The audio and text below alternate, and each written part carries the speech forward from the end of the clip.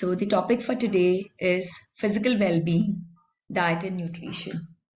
In our previous sessions, we talked about what Garbha Sanskar is all about. That was the first session. In the second session, we talked about the different intelligences, the different quotient, the skill sets required for a divine child and how you can plan that. And then in that session itself, I shared that we need to have physical well-being, mental well-being, emotional well-being, and spiritual well-being well in place in order to ensure that we get a holistic and a healthy child.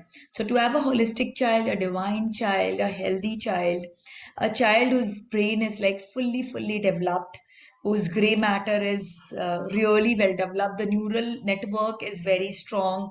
For that kind of child, a child who is actually called a gifted child. So if you all want a gifted child, then you need to work in all the four dimensions: physical, mental, emotional, and spiritual. And we'll take all the dimensions one after the other. So in today's session, we'll take physical well-being. And physical well-being is actually very vast. Because you can imagine, the embryo which made you conceive, that was microscopic. That was actually microscopic. And the baby that you're going to deliver will be somewhat around 3 kgs. So just imagine the massive growth that is taking place in your womb. This growth is unprecedented. This is never going to happen ever in the lifetime of your child. The greatest growth that happens is in the womb, from a microscopic embryo to a full-fledged baby with all the organs, all the sense organs in place, the brain fully developed, all the skill sets, approximately 3 kgs in weight. So physical well-being is a very important part of your child, and it has got a lot of different dimensions to it.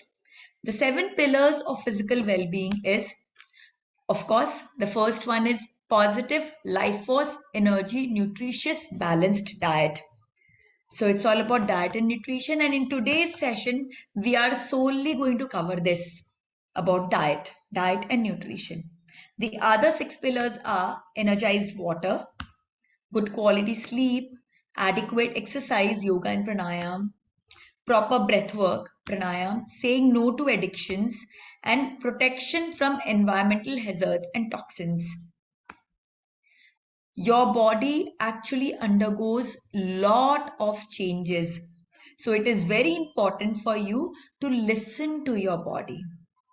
The most important aspect for a mother is to listen to her body really well, because your baby is communicating to you through your body only. So you need to understand what your body is desiring, what it wants, and make changes accordingly. So in today's session, we are going to cover something very clinical, which is diet, but it is something which is most important क्योंकि यही बहुत confusions create करता है हमारे mind में. We are always very confused. ये खाएं, ये नहीं खाएं, कितना खाएं, कैसा खाएं, कब खाएं. Vomiting बहुत हो रही है, नहीं खाया जा रहा है. So is that okay? Is it affecting the health of my baby? So we're going to cover all these aspects today.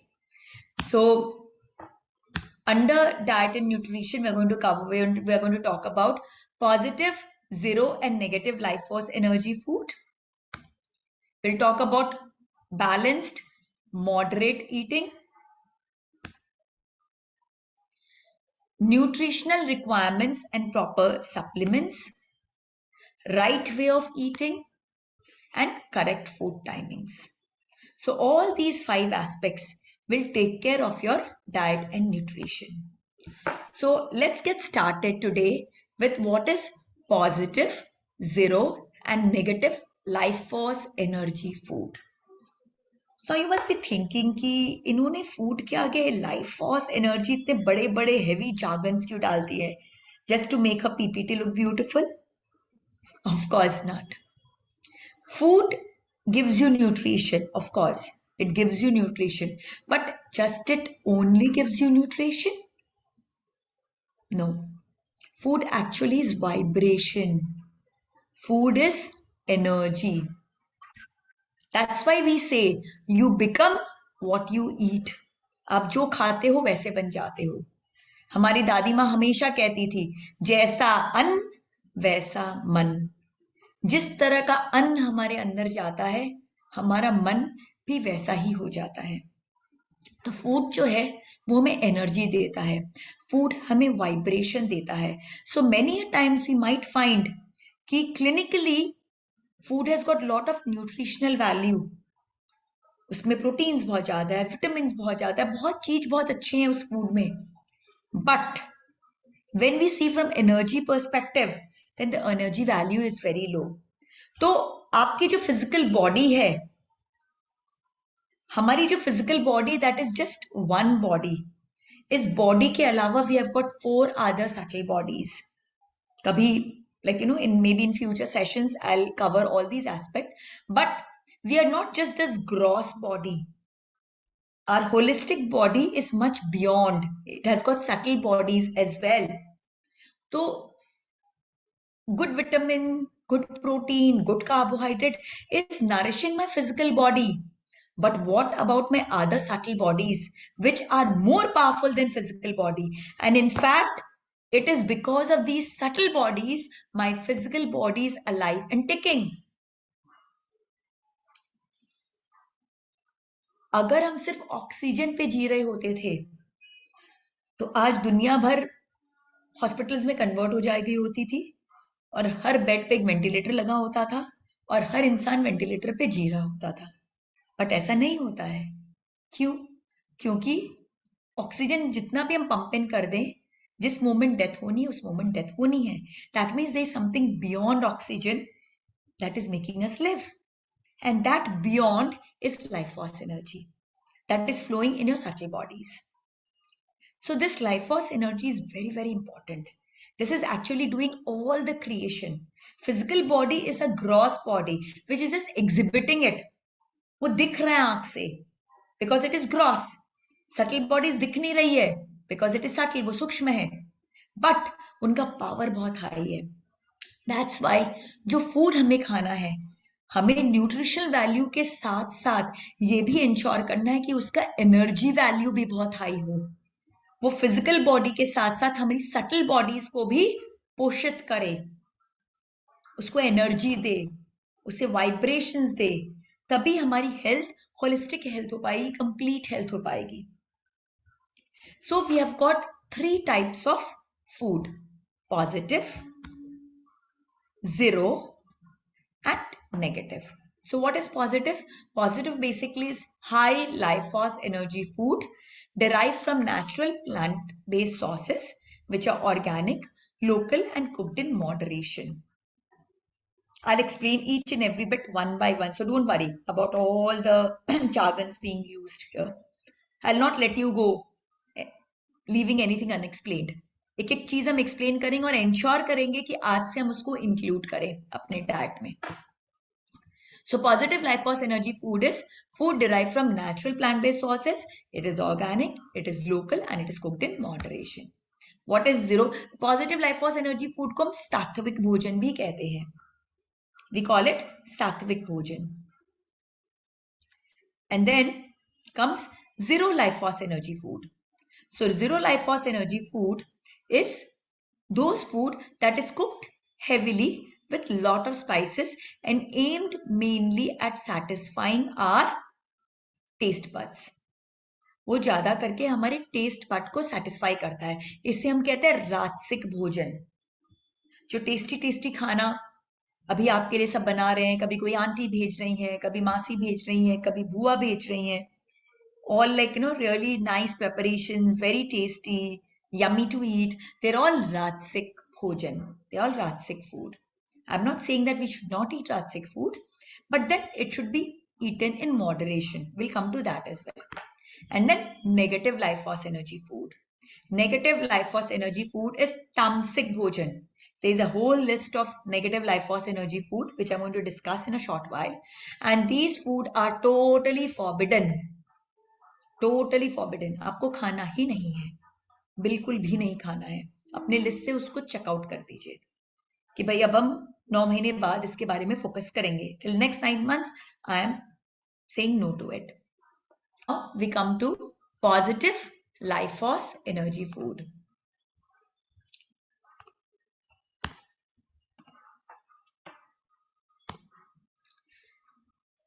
So what is positive life force energy food? I'll just explain in a while. But for that, I like to share a story with you about माँ Kaushalya. To explain कि सात्विक भोजन की क्या importance है. जब माँ Kaushalya pregnant थी, when she was pregnant with Maryada Purushottam Ram ji, she knew that she is going to give birth to a divine child. So divine child को birth देने के लिए she can't do anything like very normal sa.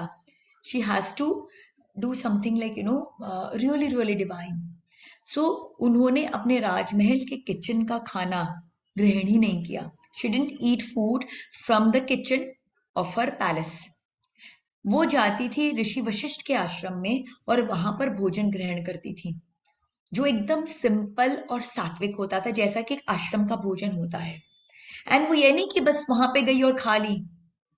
वो उसके बदले में, उसके एवज में, वो वहां पे जो गर्ल चाइल्ड थी उनको पढ़ाती थी, because she did not want to eat any free food.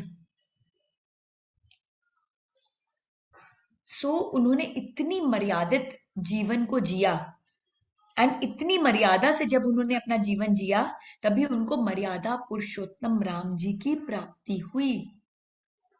तो क्यों उन्होंने राजमहल का फूड ग्रहण नहीं किया? एक तो नेचुरली वो बहुत राजसिक होता है, and secondly the source. When we talk about sattvic food, then it is not just the quality of food. The source of the food is also equally important. क्या सोर्स है उस फूड का? प्रजा. प्रजा एज टैक्सेस पैसे जमा करती है राज दरबार में, और फिर उसी पैसे से नेचुरली सब कुछ होता है. खाना भी उसी पैसे से बनता है, उसकी ग्रोसरी भी उसी पैसे से आती है, उसकी सैलरी भी उसी पैसे से दी जाती है. So that means the source might have some pida, might have some sadness, some agony, some anxiety. You don't know what feelings are involved. जब वो farmers, जो civilians, जो वहाँ के जो लोग हैं, जब अपना जमा करते थे taxes, उनकी क्या feelings और क्या emotions होती थी. और वो feeling और emotion, वो mixed bag of emotions से वो खाना बनेगा, और naturally उनके वूम में जाके वो क्या करेगा? उसी तरह के वाइब्रेशंस क्रिएट करेगा. That's why she went to Rishi Vashishtha ashram, जहां पे हर चीज बहुत सात्विक है. एंड देन उन्होंने ऐसे ही एक्सेप्ट नहीं किया. उन्होंने क्या किया? उन्होंने उसे in return of a services, उन्होंने वहां पे बच्चों को पढ़ाया, और in return of that services she accepted it. So when we are talking about sattvic food, then it is not just food, the quality of food. Along with quality of food, the source is also important. And also the person who is cooking the food. आश्रम में कैसे खाना पकता है? भगवान का नाम जपते जपते पकता है, संकीर्तन करते करते पकता है, आध्यात्म में लीन होके पकता है. तो जब जो खाना पका रहा है उसकी मनोदशा जो है, वो अगर इतनी सात्विक है, तो वो सात्विकता फूड में भी ट्रांसलेट हो जाती है. So when we are talking about sattvic bhojan, it is the quality of food, the source of food, and the emotions with which the food is being prepared. All these things are very important. Now let's come to quality of food. First is sattvic food क्या है? It has to be vegetarian, plant based and dairy products. Why vegetarian? आप बोलोगे कि भाई nonveg में तो ज्यादा proteins है, ज्यादा वाइटामिन है, it is got nutritional higher value, better calorific value है. So clinically non-veg is better. But when we come to energy perspective, then non-veg is तामसिक भोजन. क्यों? आपने कभी सोचा है वो जो नॉनवेज आपको सर्व हो रहा है उसमें कैसे इमोशंस ट्रैप्ड हैं? वो जो चिकन जो बहुत टेस्टी एज whatever चिकन जो भी आपका एक डिश है उस नाम से सर्व हुआ आपके प्लेट पे, तो उसकी जो जर्नी थी from the live chicken to coming to your plate, वो जर्नी कैसी रही? You must have seen those coops. रास्ते में हम जाते, पिंजड़े होते बड़े बड़े जहां सब किचन ठसम ठस भरे रहते हैं, बिल्कुल jam pack, crying and howling. They're all howling because they all know that their last days have come. मरने वाले हो बेचारे, और वो लोग उस दुख में रो रहे हैं, चीख रहे हैं, चिल्ला रहे हैं, वो पूरे नेगेटिव इमोशन से भरे हुए हैं। एंड देन वो दी डे आता है जब उन्हें चॉप किया जाता है, बूचर किया जाता है, और उस समय जब उन्हें मारा जाता है, नेगेटिव इमोशंस की पराकाष्ठा रहती है। They are full of fear, they are full of trauma, they are full of anxiety, और ये सारे नेगेटिव इमोशंस उनके बॉडी में ट्रैप्ड हो जाते हैं जब वो मरते हैं। और फिर क्या होता है, जैसे ही वो मरते हैं उनका डिके प्रोसेस शुरू हो जाता है। बट इनको तो कुछ एक बहुत टेस्टी डिश बना के आपको प्रेजेंट करना है, तो क्या करते हैं, उनमें प्रेजर्वेटिव्स, केमिकल्स, ये सब डाला जाता है ताकि उनकी फ्रेशनेस बन सके, रह सके। So they are infested with lot of chemicals so that उनकी शेल्फ लाइफ बढ़ सके। सो आपके प्लेट में जो नॉनवेज की डिश आ रही है might be very tasty, according to the clinical doctors it might have lot of nutrition, but it is a ball of negative energy, full of fear, full of trauma, full of stress, full of anxiety, added with lot of chemicals for keeping its freshness alive. Plus medically भी देखा गया है कि जब हम nonveg खाते हैं, so it creates enzyme which are uric acids. Uric acid is very harmful for our body, और ये यूरिक एसिड सिर्फ और सिर्फ कैल्शियम से एब्जॉर्ब हो पाता है। So in order to neutralise uric acid, calcium is leached out of our body. और कैल्शियम कहाँ होता है? हमारे टीथ में, हमारे बोन्स में। इसलिए जो बहुत ज्यादा नॉनवेज खाते हैं उनको in later part of life bone related problems, skeletal problems बहुत हो जाती है, osteoarthritis, arthritis and all these things. So calcium, और कैल्शियम एक प्रेग्नेंट वुमन के लिए बहुत इंपॉर्टेंट है, बिकॉज जो बेबी का पूरा स्केलेटल सिस्टम बन रहा है वो पूरा कैल्शियम से बन रहा है, it's all calcium. So if calcium is being leached out, तो फिर बेबी का डेवलपमेंट कैसे होगा? That's why it is not at all good. Plus जो पोल्ट्री एनिमल्स हैं उनको हम बहुत अच्छा अच्छा फूड देते हैं ताकि वो प्लम्प हो, एकदम अच्छे साइज के हों। सो हम उन्हें केमिकल खिलाते हैं, हम उन्हें यूरिया खिलाते हैं, और हम उन्हें जो फूड खिलाते हैं उसमें बहुत सारी पेस्टिसाइड्स होती है। तो indirectly through non vegetarian food we are consuming lot of pesticides, we are consuming lot of urea and other chemicals as well. So that's why the non-vegetarian food that we are eating is full of negative energy. So all those people who are having non-vegetarian food, my humble request to them will be reduce the intake as much as possible, because it is actually doing no good to your body. वो on paper दिख जरूर रहा है कि इसका protein value इतना high है, इसका कार्ब वैल्यू इतना हाई है, इसका फैट कंटेंट ये है, इसका विटामिन मिनरल ये है, ब्ला ब्ला ब्ला.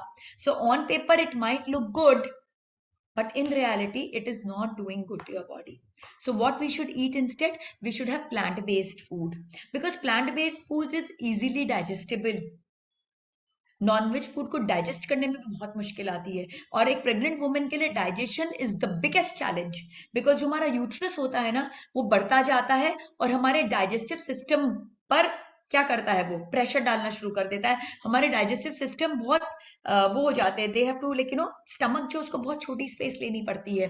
सो डाइजेशन हमारा मेजरली इंपैक्टेड हो जाता है। That is the reason any pregnant woman suffers lot of heartburn, lot of acidity, lot of digestion related issues, vomiting, जितनी भी डाइजेस्टिव प्रॉब्लम्स होती है प्रेग्नेंट वुमन को ज्यादा आती है, because digestion is the greatest challenge for her because of her expanding uterus as the baby is growing. So nonveg food digest करने में भी डिफिकल्ट जाता है. On the other hand vegetarian diet is very easy to digest. And then तो हमें क्या लेना चाहिए फिर एनिमल से? We should consume dairy products. Dairy products के लिए भी कई बार कहा जाता है कि like you know it is not good and all. So उसमें बहुत इंपॉर्टेंट है कि वो डेयरी प्रोडक्ट का सोर्स क्या है.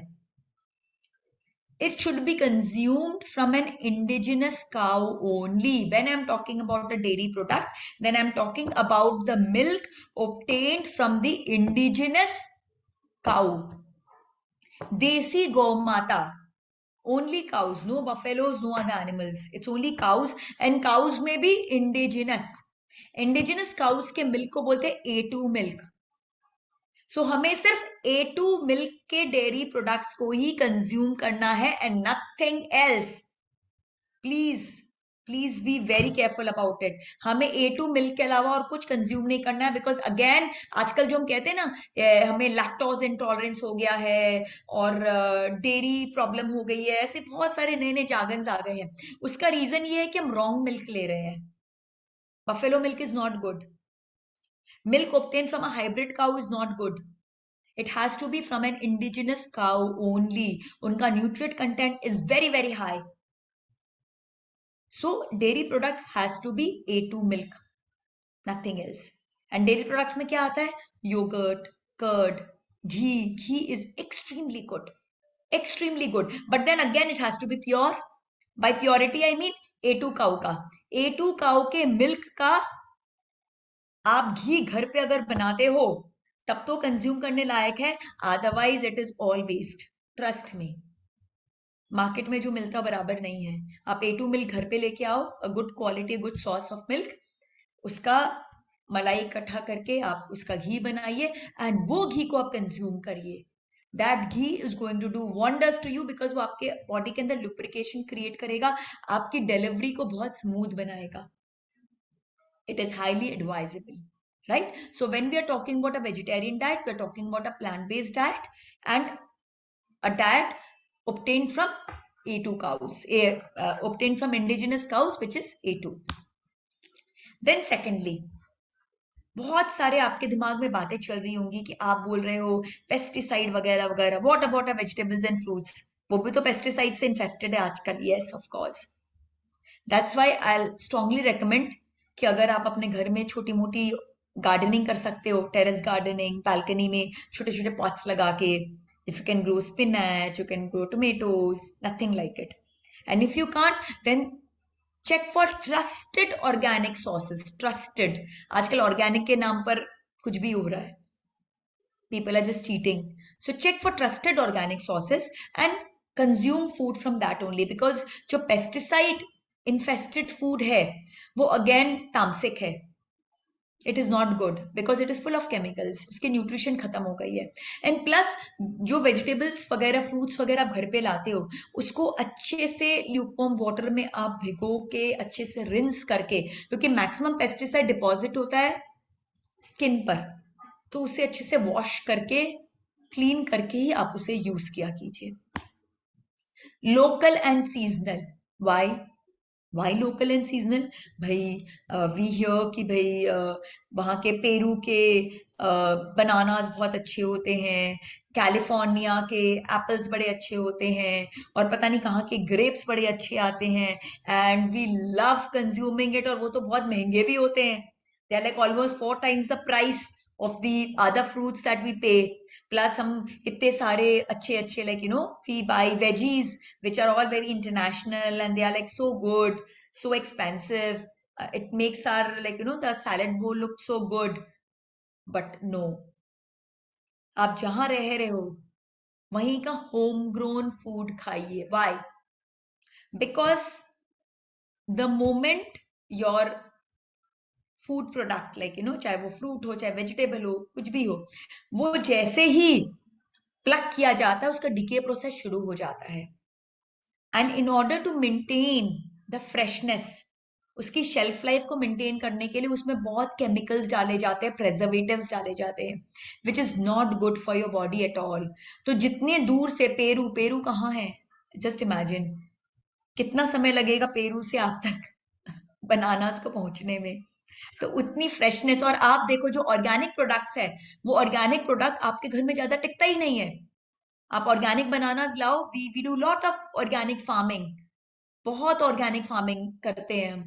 तो हम जैसे ही बस वो प्रोडक्ट आती है and then immediately like we need to make use of it, because वो टिकती नहीं है, 2-3 दिन के ऊपर रह ही नहीं सकती, खराब हो जाती है।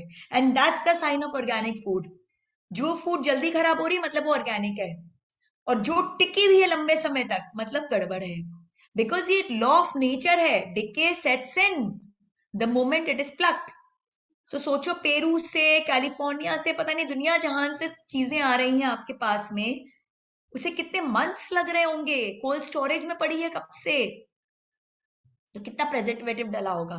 प्लस नॉन सीजनल, मैं देखती हूँ विंटर्स में मैंगो मिल रहे हैं एंड लोग बड़े खुश हो रहे हैं, अरे वाह ये तो ज्यादा कॉस्ट में हमें मिल रहा है, सो नाइस, दे पे प्रीमियम फॉर इट। और मैं सर पकड़ लेती हूँ, बेवकूफ, अपनी हेल्थ को खराब करने के लिए प्रीमियम पे कर रहे हो। सोचो वो मैंगो कोल्ड स्टोरेज में कितने महीने से रखा था, और उसको फ्रेश रखने के लिए कितना प्रेजर्वेटिव उसमें डाला गया है। It is nothing but chemical and you are eating that. So your food has to be seasonal. जिस सीजन में जो उगता है उसको एंजॉय करिए, अगर सीजन खत्म हो गया है तो wait for the next season, और उस सीजन में कुछ और नई चीजें आ गई फिर अब उसको एंजॉय करना शुरू कर दीजिए। Don't eat unseasonal things and it has to be local, तब उसमें लीस्ट अमाउंट ऑफ प्रेजर्वेटिव होगा। Next, mildly cook with spices. हम जितना हीट देते हैं फूड को, उसका न्यूट्रिशन उतना खत्म होता जाता है। तो जब हम हल्का कुकिंग करते हैं, mild cooking, then the freshness and the nutrition is maintained. But when we cook quite a lot, बहुत, जैसे मैं देखती हूँ प्याज लहसुन की ग्रेवी में 1-1 घंटे तक सब्जियां बन रही हैं, very yummy, very tasty, but no nutritional value, zero. आपके बॉडी को कुछ बेनिफिट नहीं मिल रहा है उससे। और वही वो तुरई की सब्जी, टिंडे की सब्जी, भिंडी की सब्जी, जस्ट 5 मिनट के अंदर फ्रेश फ्रेश छौंक के आप जो खाते हो, उसका न्यूट्रिशनल वैल्यू सबसे हाई रहता है। Then rich in fibre, your food has to be rich in fiber because fiber helps in digestion, especially for pregnant women जिनके केस में digestion has become a challenge। constipation बहुत serious issue है, and constipated तो बिल्कुल भी नहीं होना है because हमारे fetus को वो affect करता है, उस पर pressure डालता है। There are so many cases of miscarriages just because they got constipated and they tried to create lot of pressure, जिससे fetus थोड़ा सा unbalanced हो गया। So our food has to be rich in fiber because a fiber-rich food helps in digestion, helps in uh, your like daily motions and all those stuff, and easily digestible. Like for example, sprouts. आजकल एक नया trend आ गया sprouts को salads खाने का। It is not good because वो sprout को आपने बॉईल नहीं किया है या प्रॉपर उसको कुक नहीं किया है, तो उसका digestibility is very low. It is not, you can't digest it very well. So you should not eat sprouts at all. Being pregnant, you should not eat sprouts at all in raw form. It should be mildly cooked. Proper होना चाहिए ताकि वो digest हो सके। आप जो भी खाना खा रहे हो आप ध्यान दो कि इसका डाइजेस्टिव वैल्यू कैसा है। छोला, it is very rich in protein but difficult to digest, so कभी कभार ही खाना है, ज्यादा नहीं खाना है। राजमा वेरी डिफिकल्ट, सोचिए कितना प्रेशर कुक करना पड़ रहा है, कितनी सीटियां लगती हैं प्रेशर कुकर में राजमा को पकाने के लिए, तो इमेजिन कितना कड़क है वो अंदर से, तो आपके स्टमक को भी कितना मेहनत करना पड़ रहा है। सो छोला, राजमा, सोयाबीन बिल्कुल भी नहीं खाना चाहिए हमें, very difficult to digest, should not eat at all, right? So whatever food you are eating, understand whether it is following these criteria or not. First of all, it has to be plant based, it has to be dairy, A2 milk se hi, it should be organic, it should be local, it should be seasonal, it should be mildly cooked, it should be rich in fiber, it should be easily digestible. अगर ये सारे criteria आप follow कर रहे हो तो आपका food सात्विक है, अन्यथा नहीं। Right? So this is the slide you have to follow. इसके आगे मैं जो बताने वाली हूँ वो तो मैं बोलूंगी भाई नहीं खाना है, फॉर योर अवेयरनेस, बट जो खाना है वो यही है। तो इसकी फोटो आप खींच लो और चिपका लो अपने किचन में, और जब जब खाना बना रहे हो या कोई और बना रहा है उसको बोलना है कि चेक करो सारे क्राइटेरिया में मीट हो रहे हैं कि नहीं हो रहे हैं।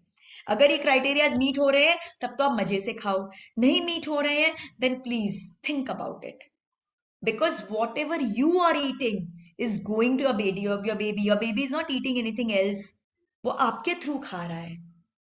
तो अगर कोई खाना खा के आपके बॉडी को इतनी तकलीफ हो रही है तो सोचो नन्ही सी जान उसको कितनी तकलीफ हो रही होगी। So please take care of all the food that you are eating. Now we come to zero life force energy food. What is zero life force energy food? As I said, rajasic bhojan. Mostly हम राजसिक भोजन ही खाते हैं। The tasty food that we enjoy eating is all rajasic bhojan. Zero life force energy food is heavily cooked food. एक एक खाना बनाने में भाई अच्छे से समय लगता है हमें। Is heavily cooked food with lot of spices aimed at satisfying the taste buds. आपने कभी सोचा है आज तक जितने जब भी आप खाए हो आपने ये सोचा है कि कितना टेस्टी है, कितना हेल्दी है? हम थोड़ा कम सोचते हैं, कितना टेस्टी है हम वो ज्यादा सोचते हैं। But now we need to reverse it, and healthy food can also be made tasty. It's just all about your mindset. Not necessarily कि हेल्दी है तो टेस्टी नहीं होगा, healthy can also be very very tasty, but not all tasty food are healthy, but you can make all healthy food tasty, right? So जो भी tasty food है उस पर आपको ध्यान देना पड़ेगा, because if it is like you no cooked, heavily cooked, बहुत देर तक खाना बन रहा है तो क्या होगा? वो फिर सारे न्यूट्रिशन को खत्म कर देगा। It won't have proper nutritional value. And then even Rishi Charak has said, हमारे क्या षड्रस हैं, हमारा कोई भी फूड है वो सिक्स रसास से बना हुआ है: स्वीट, सार, salty, bitter and astringent, right? These are the six taste that is included in any type of food, and हमारी जो टंग है ना वो यही सिक्स टेस्ट को टेस्ट करना चाहती है। कभी स्वीट टेस्ट करना चाहती है, कभी स्पाइसी, कभी सॉल्टी, कभी कभी बिटर भी अच्छा लगता है, कषाय तत्व। तो ये षड रस से, ये 6 जो रस हैं इससे हमारा फूड बनता है। और ऋषि चरक कहते हैं कि हम जब ओवर इंडल्जेंस करते हैं, बिकॉज राजसिक फूड में क्या होता है, हमारा इंडल्जेंस होता है, हम अपने सेंस प्लेजर के लिए खाते हैं, हम अपने टंग के लिए खाते हैं। We are not eating for a body, we are eating for a tongue. तो जब कोई एक पर्टिकुलर रस अगर ज्यादा एक्टिवेटेड हो जाता है तो it creates problem. Over indulgence of sweets can make the child diabetic, obese, or may born mute. This is all written in Charak Samhita. This is not something which I am saying. This is all written in Charak Samhita कि अगर हम बहुत ज्यादा मीठा खाते हैं अपनी गर्भावस्था में तो हमारा बच्चा डायबिटिक हो सकता है, बेस हो सकता है, या म्यूट हो सकता है, गूंगा। ओवर इंटेलिजेंस ऑफ सार आइटम्स, सार कैसे आइटम्स है? टैमरिंड, इमली, टोमेटोज, खट्टा दही और फर्मेंटेड फूड। फर्मेंटेड फूड, ये जो अपना इडली डोसा वाला जो बैटर है, बेकरी आइटम्स आ गए सारे फर्मेंटेड में, नान आ गई फर्मेंटेड में, और क्या क्या फर्मेंटेड आइटम्स होते हैं जिसमें हम बेकिंग सोडा वगैरह डालते हैं, ईस्ट डालते हैं, राइट? सो जिसको हम फर्मेंट करते हैं। सो दीज, इसको बहुत ज्यादा खाना, आई एम नॉट सेइंग कि ये बिल्कुल नहीं खाना है, I am saying over indulgence, excess में नहीं खाना है, it should be balanced. So over indulgence क्या करता है? It makes a child suffer from skin diseases, eye ailments and nose bleeding. Over indulgence of salty food, जब हम बहुत सॉल्टी फूड खाते हैं या हम खाने में ऊपर से नमक को ऐड करते हैं, it results in premature greying of hair and early wrinkling of the child skin. अगर अपने बच्चे को जल्दी बूढ़ा बनाना है तो आप बहुत नमक वाला फूड खाओ। और अगर हम में से कोई है जिनका जो बहुत जल्दी बूढ़े हो गए हैं तो just check out with your mom, क्या उन्होंने बहुत सॉल्ट खाया था अपनी प्रेगनेंसी में कि सैलेड के ऊपर में खूब सारे से नमक छिड़क के या फिर फ्रूट्स वगैरह का कुछ बना के lot of salt added to it on top and then like you know enjoying eating that? It is not good. Overindulgence of spicy food can weaken the baby's strength and cause reproductive problems in later life. Overindulgence of bitter food can result in stunted growth.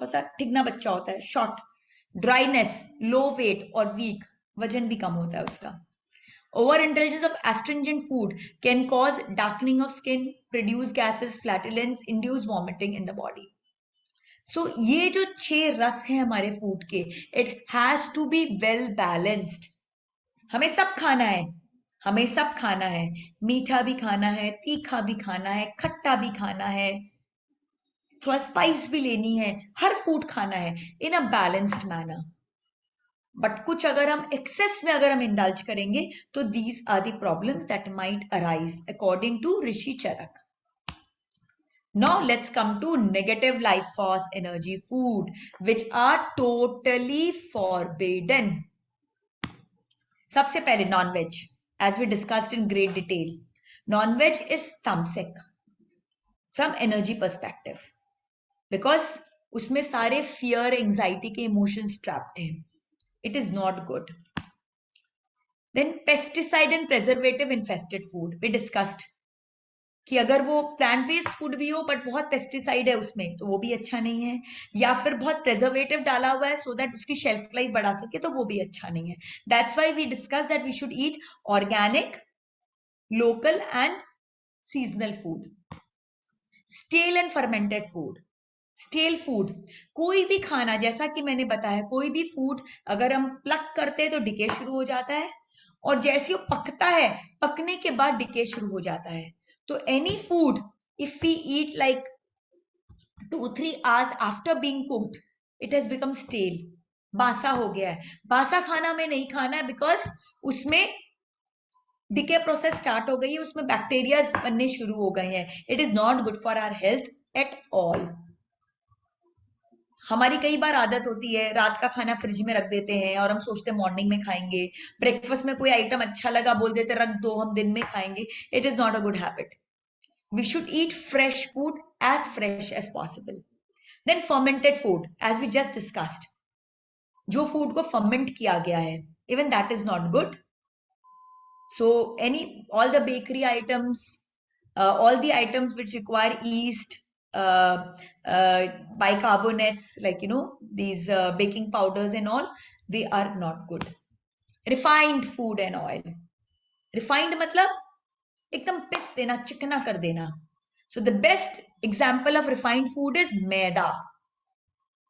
Maida is not good for our body at all. Why? Because maida का fiber element एकदम खत्म हो गया है. See, आटा, मैदा, ये क्या कहते हैं अपना दलिया, ये these all belong to the same family. सूजी, they all belong to the wheat family. Wheat को जब हम दरदरा पीसते हैं तो क्या बन जाता है? दलिया. और पीसते हैं सूजी, और पीसते हैं आटा. उसको जब हम पिस के बिल्कुल चटनी बना देते हैं, एकदम स्मूथ ग्राइंड कर देते हैं, एकदम स्मूथ, तो क्या बन जाता है? Maida. So maida has got no fibre content in it. और जब फाइबर कंटेंट कोई फूड में नहीं होता है तो वो डाइजेस्ट नहीं हो पाता. We can't digest the food which does not have any fibre. और ये क्या होता है? ये फूड हमारे इंटरनल ऑर्गन्स में स्टिक हो जाता है, चिपक जाता है, डाइजेस्ट नहीं हो पाता. और चिपक के क्या होता है? वो सड़ना शुरू हो जाता है, स्टेल होना शुरू हो जाता है. और धीरे धीरे सड़ते सड़ते सड़ते सड़ते वो क्या करता है? सिस्ट क्रिएट कर देता है, स्टोन्स क्रिएट कर देता है. और इस तरह से हमारे बॉडी में ब्लॉकेजेस आ जाते हैं और काफी सारी प्रॉब्लम्स हो जाती, कंजेशंस क्रिएट हो जाते हैं. So refined food is not good. जो पता नहीं आपने मे बी कल रात को कुछ पिज्जा या बर्गर खाया होगा, you don't know when it gets digested. उसे कितने महीने लगेंगे डाइजेस्ट होने में आपको पता ही नहीं, और शायद डाइजेस्ट ना भी हो. 2 महीने पहले खाया हुआ बर्गर अभी भी शायद आपके सिस्टम में स्टक है. It has not been eliminated. So just imagine what is happening to your system. Then refined oil. Refined oil means oil कैसे बनता है? सरसों, मूंगफली, तिल, इस तरह से जो ऑयल बेयरिंग सीड्स हैं, उनसे हम ऑयल एक्सट्रैक्ट करते हैं। और रिफाइंड ऑयल में क्या होता है, हम बिल्कुल ऑयल को एकदम रिफाइन कर देते हैं, तो उसमें कोई न्यूट्रिशन रह ही नहीं जाता। आप समझ लीजिए जितनी भी चीजें जितनी ज्यादा रिफाइंड है वो हमारे लिए उतनी घातक है। सो आजकल बहुत अच्छे से बिकता है कि वो डबल रिफाइंड ऑयल, मैं रिफाइंड भी नहीं, double refined oil. So it is a source of double health problem to you. So आपको क्या यूज करना चाहिए, घानी का तेल आजकल बहुत अवेलेबल है, cold pressed oil, that is what is best. और घर का ghee, nothing like it. White sugar. White sugar is carcinogenic. It creates cancer. It is not good for our health at all. So white sugar should be replaced with गुड़ in winters and गड़ी शक्कर, वो जो मिश्री के ढेले आते हैं ना, उनको पीस के आप यूज करो। वो गर्मी में बहुत अच्छी है, ठंडक पैदा करती है। तो अभी आपको मिश्री यूज करनी है, वो मिश्री वाला ढेला, not the processed mishri, but मिश्री का ढेला।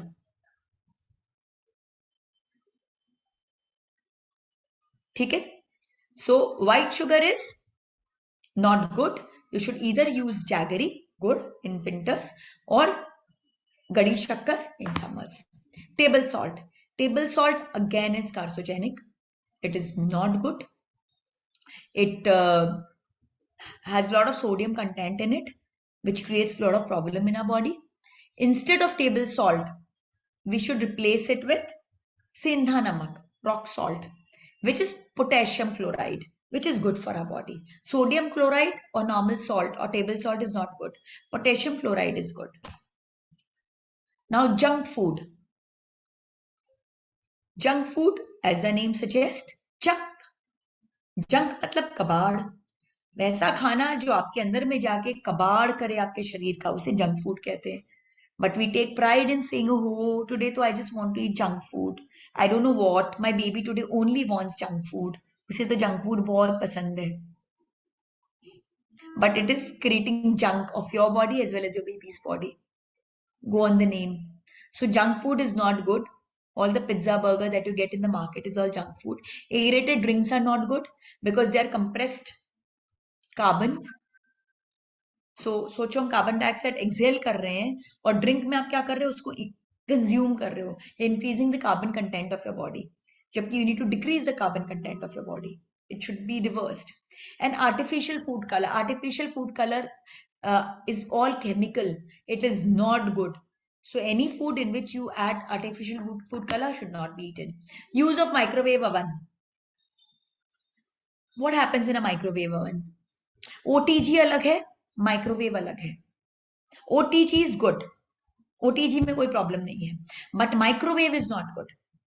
बिकॉज माइक्रोवेव में क्या हो रहा है कि जब हम सपोज भिंडी डाल रहे हैं और हीट होकर जो भिंडी निकल रही है वो देखने में तो भिंडी है बट एक्चुअल में भिंडी रही नहीं, क्योंकि माइक्रोवेव के जो रेज हैं वो मॉलिक्यूल लेवल पे वर्क करते हैं, वो मॉलिक्यूलर डिस्टॉर्शन कर देते हैं. तो जो भिंडी माइक्रोवेव में गई सिर्फ 2 मिनट के लिए, 2 मिनट बाद भिंडी नहीं कुछ और बन के आ गई, पता ही नहीं क्या बन के आई, बिकॉज का मॉलिक्यूलर कॉम्पोजिशन चेंज हो गया, because the heat waves worked at the molecular level. So it is carcinogenic, cancer create करता है microwave. So throw away the microwave from your house, जितना भी महंगा क्यों ना हो फेंक दो, क्योंकि बाद में जो आपकी ट्रीटमेंट है वो ज्यादा महंगी हो जाएगी और जो तकलीफ होगी वो तो अलग. Microwave is not at all good. Right cookware, जिस बर्तन में आप खाना बनाते हो, very important. Aluminium is not good because हम जिस बर्तन में खाना बनाते हैं कुछ अंश उस बर्तन के मेटल का आपके खाने में भी आ जाता है, इसलिए aluminium is not good because aluminium is not good for your body. Again आजकल बहुत ट्रेंड है नॉनस्टिक बर्तन यूज करने का. नॉनस्टिक बर्तन has got a coating of Teflon in it. That Teflon coating is not good.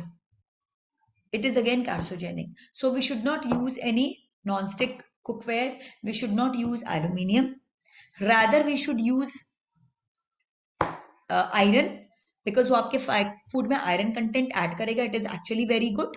Protein from low fat legumes and pulses for bodybuilding. So protein like all our vegetarian food, legumes and pulses are very very rich source of protein. But इसमें भी हमें ध्यान देना है because मूंग और तूर, इसका digestible content is very high. मूंग दाल, तूर दाल बहुत अच्छे से डाइजेस्ट हो जाती है. बट मसूर दाल, उड़द दाल वेरी डिफिकल्ट टू डाइजेस्ट. चना दाल लिटिल डिफिकल्ट टू डाइजेस्ट. छोला लिटिल डिफिकल्ट टू डाइजेस्ट. राजमा तो वेरी वेरी डिफिकल्ट. एंड ये क्या कहते हैं, सोयाबीन तो खाना ही नहीं चाहिए. So you need to like be very judicious. Plus जैसा कि मैंने कहा, sprouts are very good. They have got high protein content. But sprouts raw कभी नहीं खाना, बिकॉज रॉ स्प्राउट्स डाइजेशन में प्रॉब्लम क्रिएट करेगा आपको. फिर acidity, acid reflux, heartburn, बहुत सारे और प्रॉब्लम शुरू हो जाएंगे. It will be difficult. So next is vitamins and minerals from fresh fruits and vegetables to increase immunity. Now fresh fruits and vegetables, again it has to be organic, it has to be local, it has to be seasonal. Fresh fruits is amazing. One meal तो आपको like जैसे अभी I'll share a meal plan with you.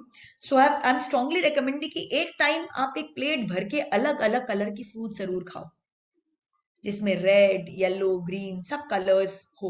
Because ये जो different coloured food कहते हैं colourful fruit platter. So when you having this colourful fruit platter, it is very rich in oxidants. So ये बहुत आपको हेल्प करता है. So fresh fruit is very good. But fresh fruit में भी papaya should not eat, pineapple you should not eat, बोर भी नहीं खाना चाहिए. बिकॉज ये सब जो फ्रूट्स है ना, एक तो डाइजेशन में भी प्रॉब्लम क्रिएट करते हैं, प्लस ये हमारे ओवल्यूशन को भी इंपैक्ट करते हैं. So they can tend to do miscarriage. So इसलिए pineapple, papaya, these are not desired at all. Banana, apple, all these are very good. But those fruits जिसको हम स्किन के साथ खाते हैं, उसको बहुत अच्छे से वॉश करके खाना. लाइक फॉर ग्रेप्स कहा जाता है कि आधी घंटा ल्यूकवार्म वाटर में हल्का सा नमक डाला हुआ में उसको बिल्कुल अच्छे से leave it and then rinse it really well and then eat, because we are eating with the chilka. So fruits that we eat with chilka should be washed very well. Otherwise peel करके खाओ तो pesticide की problem बहुत हद तक निकल जाती है. But your target should be eating organic fruits only. Similarly, vegetables are also very good for you. But इसमें भी there are few vegetables which are not good, like suran, sweet potatoes.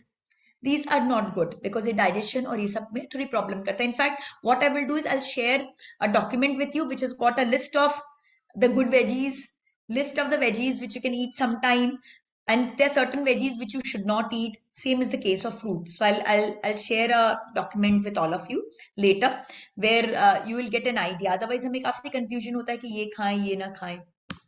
Then calcium from dairy products made from A2 milk for strong teeth and bone. Calcium is very very very important because आपके बच्चे का पूरा skeletal system calcium से बन रहा है. So calcium intake बहुत जरूरी है. लेकिन वो कैल्शियम आपको सिर्फ A2 मिल्क से ही लेना है. Healthy fats from nut and seed. Fat is very important. कई बार कहते हैं fat is not good. Of course not. Fat is very very important for you. But that fat has to be healthy. तो healthy fat क्या है? Nuts and seeds. Chia seed, very good. But chia seed should be soaked and then eaten. Should not be eaten directly. Pumpkin seeds, these are all very good. And nuts. Nuts बहुत अच्छे हैं. Badam, every day you should soak badam and eat. You should have, what do you say? Badam, you should have this thing, kharek. You should have dates. These are all very good. Akhrot, walnut is little difficult to digest. So once in a while. Cashew nuts create little heat in the body. पिस्ता, cashew, चिरौंजी, ये थोड़ा सा heat create करता है, तो इसको limit में खाना. ये नहीं कहते नहीं खाना, these are good, but limit में खाना. Walnut very difficult to digest, तो वो भी बिल्कुल एकदम कभी कभार, because it's good for brain development. So once in a while you can have, but not too much.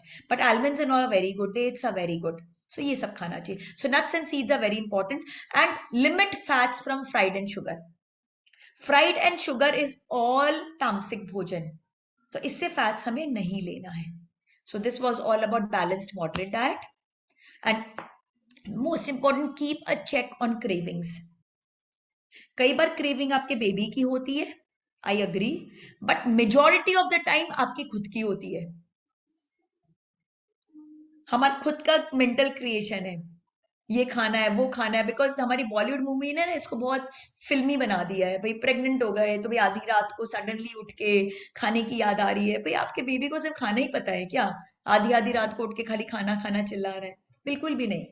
Maximum cravings जो है हमने पाया है मदर की होती है, बट यस बच्चे की भी क्रेविंग्स है। So you need to be very judicious, you need to be very judicious in your cravings and take care of the cravings of your baby, but in a very balanced moderate manner. आप जितना उसको indulge करोगे वो उतना ज्यादा बढ़ बढ़ के आएगा। फिर nutritional requirements and proper supplements, these are very important। जो मेरे न्यूट्रिशनल रिक्वायरमेंट है we need to fulfil that. Calcium 1000 to 1300 mg of calcium is very very very much required, because आपका बेबी का पूरा स्केलेटन कैल्शियम से ही बन रहा है। एंड साथ में जो मिल्क हम पीते हैं उनका हार्टबर्न को भी बहुत कंट्रोल करता है। ठंडा दूध बहुत अच्छा रहता है to control acidity in heartburn, so it is very good. But again calcium has to be from A2 milk only. Iodine 220 mg of iodine to keep your baby's brain and nervous system, for the brain and the nervous system development. Again, dairy products are very good source of iodine. Folic acid 0.64 mg of folate from leafy vegetables and legumes is very important, as it controls the birth and spine, like related defects in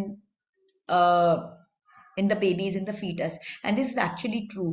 In my I counsel out of lot of women, and I have personally seen this case where there was a lady, twice she faced miscarriage, she had to abort her baby. उसका reason ये था कि उसके body में folic acid content was less.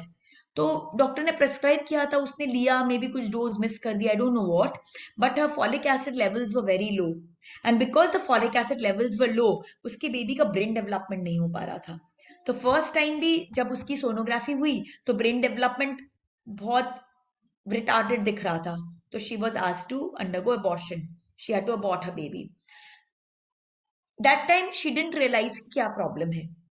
Second time again she got pregnant and the same time फिर से वही problem emerge हुई। फिर बहुत डीप टेस्टिंग हुई, काफी कुछ किया गया और उससे पता चला कि the folic acid levels were very low. So folic acid is very important. वो इतना इंपॉर्टेंट है कि कंसेप्शन के स्टेज से डॉक्टर देना शुरू कर देते हैं। So you need to have a good level of folic acid in your body. Iron is very important because वो blood form कर रहा है, 27 mg of iron is required. Spinach, pomegranate, beans, these are very good sources of iron. आप रोज ensure करो कि पालक का soup पियो, अनार एक बोल भर के खाओ या अनार की जूस पी लो, beetroot is very good. These are direct source of iron. Vitamin C 80 to 85 mg of vitamin C is required because it helps to absorb iron from plant food. So cauliflower, broccoli, grapefruit, oranges, these are very good sources of vitamin C. So you just can't ignore, मतलब हमने energy value से भी बातों को discuss किया, सात्विक, तामसिक और राजसिक पर्सपेक्टिव से। At the same time right now we are talking from the nutritional perspective also. Nutritional perspective is carb, protein, vitamin, minerals, all these things. So these things are very important because ये सब हमें चाहिए। Carb क्या करता है, हमें energy देता है। प्रोटीन क्या करता है, हमारा बॉडी बिल्ड कराता है। और कैल्शियम, आयोडीन, ये सब डिफरेंट डिफरेंट एस्पेक्ट्स को क्रिएट करते हैं। तो कुछ भी एस्पेक्ट कम होगा तो हमारी बच्चे की वो जो ग्रोथ है वो डिस्टर्ब हो जाएगी, हैम्पर हो जाएगी। So we need to ensure, और अगर हमें रेगुलर फूड से भी वो अगर नहीं हो रहा है then we need to take supplements. मैं पर्सनली सप्लीमेंट के काफी अगेंस्ट में रहती हूँ because I feel natural form is always the best. So we should take naturally, but naturally लेने के बाद भी अगर लग रहा है कि स्टिल हमें डेफिशिएंसी है then please don't shy away taking supplements. आप जरूर सप्लीमेंट्स लें after checking from your doctor. Now right way of eating. अब ये तो हमने अभी तक समझ लिया कि क्या खाना है, कितना खाना है, बट कैसे खाना है। Eating in moderation in small quantity. As I said, your digestive system is compressed now because your uterus has created a lot of pressure on your digestion. तो आपका जो डाइजेशन है वो स्लो डाउन हो गया है। So if you eat lot of food at one go that will create lot of problem. वो फिर एसिड रिफ्लक्स कर देगा, जला जी मचलना, जलन पैदा होना, all these problem get started. So you should eat in moderation, थोड़ा थोड़ा रेगुलर इंटरवल में खाते रहो, लेकिन थोड़ा थोड़ा खाओ. Don't eat at one go, बहुत सारा खाना एक साथ आप ना खाओ. Then having a attitude of gratitude. Food is what? Food is energy. Food energy है. सो जब हम उस एनर्जी को ग्रैटिट्यूड देते हैं तो वो हमारा पोषण और भी बेटर तरीके से करता है और बेटर पोषित हम हो जाते हैं. तो we should give gratitude to Annapurna माता कि हे माता, आप मेरे प्लेट में आई हैं, मेरे शरीर में जाने वाली हैं, मेरा और मेरे बच्चे का पोषण करने वाली हैं. सो lot of gratitude towards you. Lot of gratitude to the person who cooked the food. Lot of gratitude to the person who brought the grocery. Lot of gratitude to the person who served you the food. Lot of gratitude to the farmers who grew the food. So basically आपकी जो पूरी food chain है सबको आप gratitude करो कि इतनी बड़ी चेन फॉलो होके फाइनली आपके प्लेट में आई है. और ये जो फूड अब सिर्फ फूड नहीं है, ये एनर्जी है जो आपके शरीर में जाकर आपको बहुत सात्विकता प्रदान करने वाली है और आपके बच्चे को बहुत शक्ति देने वाली है. तो इस तरह की भावना के साथ जब आप फूड खाओगे तब उसका जो एनर्जी कॉन्फ़िगरेशन है बहुत हाई हो जाएगा, उसकी वाइब्रेशंस बहुत हाई हो जाएगी और आपको बहुत पॉजिटिविटी देगा. Chew at least 32 times, very important. क्यों? हाँ, 32 टीथ है इसलिए हर टीथ को चांस मिलना चाहिए 32 टाइम्स. नहीं, हमारा जो माउथ है वहां पर we have got digestive juices as well. Saliva is a very big digestive juice. तो जब हम फूड को च्यू करते हैं तो क्या होता है? सेमी डाइजेशन माउथ में हो जाता है, तो हमारे स्टमक पर लोडिंग बहुत कम हो जाती है. जब हम गल्प कर देगा टक लेते खाने को तो सारा काम स्टमक को करना पड़ता है. बट वही हम अच्छे से डाइजेस्ट करके उसको मैशी बनाकर पूरे सिक्रीशंस के साथ मिक्स करके जब हम स्टमक पर भेजते हैं तो स्टमक की लोडिंग बहुत कम हो जाती है. आधा काम पहले से हुआ है तो स्टमक को कम मेहनत करनी पड़ती है. एंड प्रेगनेंसी में हमें ये कोशिश हमेशा करनी कि स्टमक को कम से कम काम करना पड़े क्योंकि उस पर प्रेशर बहुत ज्यादा है. So it really really helps. Again, हमारे ब्रेन और हमारे बॉडी को कम्युनिकेट करने में 20 मिनट्स लगते हैं. तो जब हम फटाफट फटाफट फटाफट खाते हैं तो क्या होता है? हमारे ब्रेन को पता भी नहीं चलता है कि कब हमारा पेट भर चुका और हम ओवर ईटिंग कर जाते हैं, which is again very wrong, very bad for a pregnant women. She can't over ईट. उससे बहुत प्रॉब्लम होगी, वॉमिटिंग हो जाती है, बहुत सारी प्रॉब्लम्स हो जाती है. So you need to eat slow so that the brain is able to send the signals to the body कि भाई अब मेरा पेट भर चुका है एंड यू स्टॉप ईटिंग.